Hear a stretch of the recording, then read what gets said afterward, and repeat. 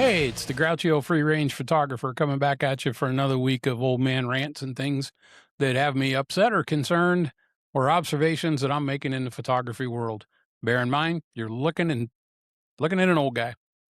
Sometimes I just got things to say, so I'm going to say it. So let's dive right into it. This one, I don't know if there's any answer. I can get flamed in the comments. It'd be nice if I did. That means people are actually watching. So let's go for it, I guess. And again, I'm not an expert. These are just my opinions on things. And to me, this is a big one. When is a photo no longer a photo? I'm going to stop for a second and let that sink in because right away, everybody's hackles are up. Personal opinion.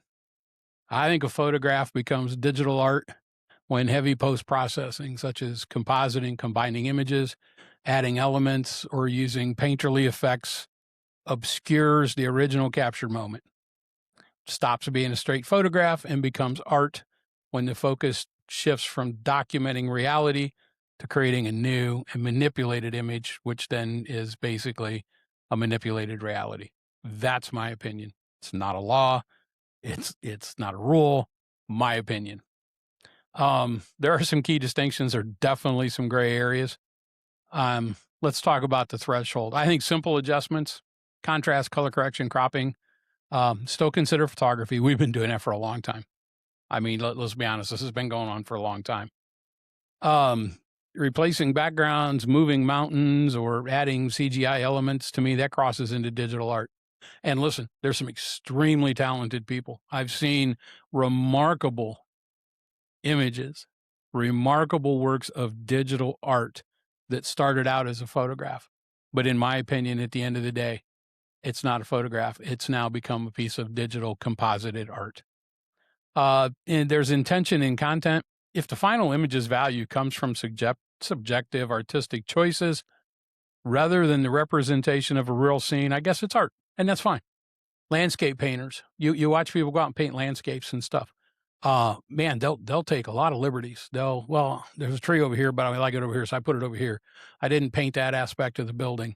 I didn't do this. I moved that or whatever. There's several shows on TV where you can actually see this take place. Great artistic license. But when we talk about photography, I guess we've always kind of looked at the fact as that we're documenting a moment in time that can't be documented again, right? Because it happens. Boom, there, done. But when we start moving things around, we start adding things and we start doing things to it, we've lost the realm of photography. And to me, we've entered into digital art. I know that the composite imagery, a single heavily edited photograph, some people say is still a photo, but I think complex composites merging multiple separate photos in that, to me, it's a hybrid. Again, it didn't start out this way. It ended up this way. And I know there's a lot of people out there that are waiting and they're going to throw the Ansel Adams cart. And we're going to talk about that here in a second. AI and generation. I think most people in the photography community, not all, I'd like to think that they agree that images are generated 100% by computers with no camera output. That's not a photo. That's just digital art. And I'm going to I'll probably do a whole other rant on AI. I haven't decided if I want to dip my toe into that one. I'm not a big fan of it. Let's just put it out there, put it that way. I guess what I'd like to see is let's do some ethical labeling out here, folks. Okay. And to me, the distinction, it's subjective, making it important to disclose when a photograph is heavily altered.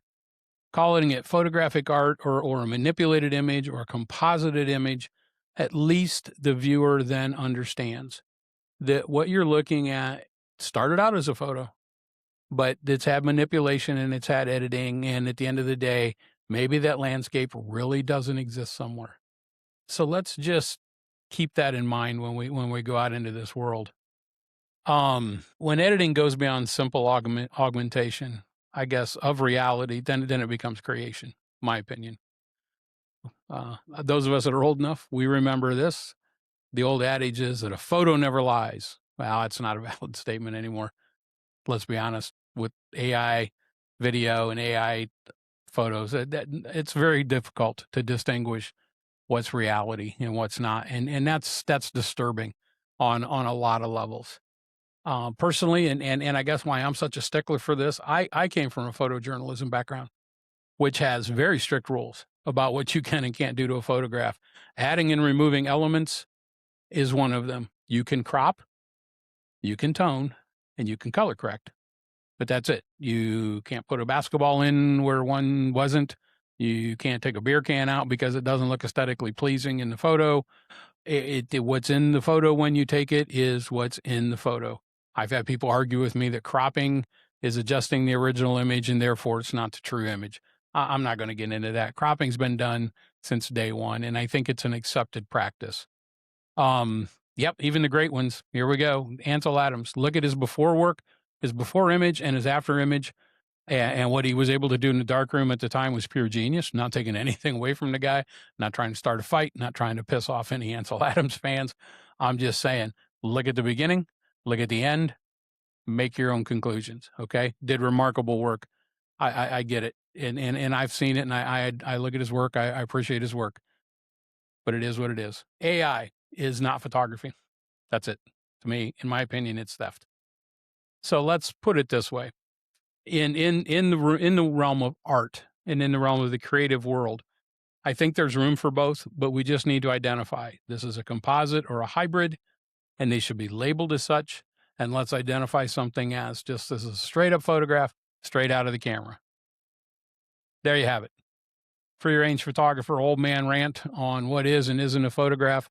I'd love to hear what you think is when a photo stops becoming a photo. Drop something in the comments for me. I'll do my best to respond.